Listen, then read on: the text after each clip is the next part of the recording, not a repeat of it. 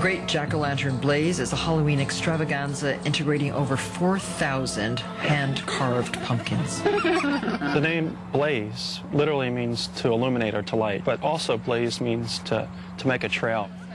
These magical gourds are illuminated on the landscape of Van Cortlandt Manor in Croton-on-Hudson, New York. Van Cortlandt family first came here in the 1690s. Van Cortlandt Manor was a working farm. Presently, the historic site is 184 acres, and the Great Jack-o'-lantern Blaze is the 10 acres in the center of that. To build these massive land art installations, creative director Michael Nattiello came up with innovative designs. We have approximately 22 to 25 themes. I started generating ideas based upon the idea of jack-o'-lantern, classic Halloween themes, but slowly ventured into the idea of creating, for example, an underwater aquarium, or things that you don't necessarily always associate with jack-o'-lantern. Pupa, caterpillar, dinosaurs, Celtic knots, scarecrow avalanche is another one of our installations. In fact, Michael was inspired by 18th century history.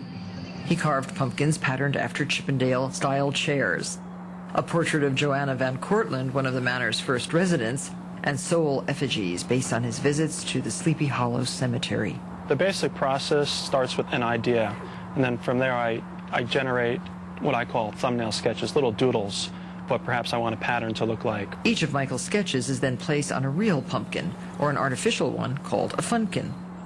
A funkin is made of polyurethane foam and allows for the elaborate carvings to last the entire length of the exhibit. The real pumpkins are of the Howden variety and are grown on Wallkill Farm in New Paltz, New York.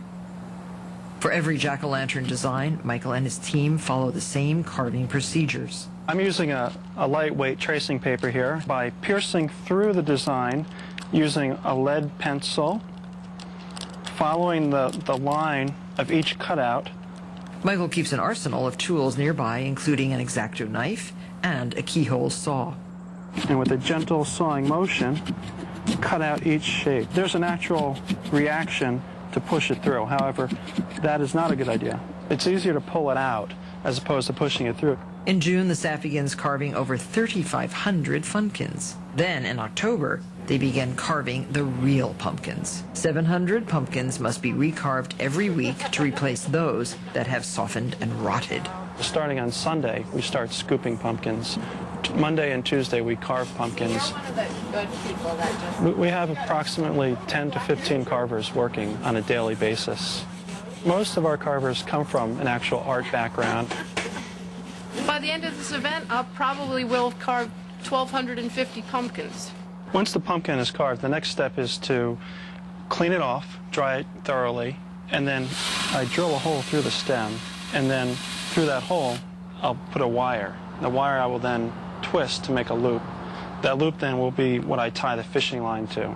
The seahorse is hung from a timber frame structure where it will join 200 other marine jack-o'-lanterns. Intricate displays like this can take over 300 hours to create. The greatest challenge was putting it all together, doing something that's not been done before, really, creating these constructions such as the spider web behind me.